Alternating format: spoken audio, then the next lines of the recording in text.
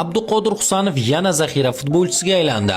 Agar kanalimizni kuzatib bormasangiz, bizni yana ko'rish ehtimolingiz juda kam. Lekin obuna bo'lgan bo'lsangiz tabriklaymiz. Bu yog'iga har kuni yangi bilimlarga ega bo'lasiz. Jarohatdan qaytdi, Carabao Cup'da Swansea bilan o'yinda maydonga tushdi. Hammasi joyida va lekin yana zaxira o'rindig'ining egasi bo'lib turibdi. Bilmadim, yoki Guardiola uni faqat Liga Kubogi va Angliya Kubogi musobaqalarida o'ynatmoqchidek. Bizga esa mundialga 6-7 oy qolganida eng katta yulduzimiz zaxirada sarg'ayib turganligi yoqmayapti.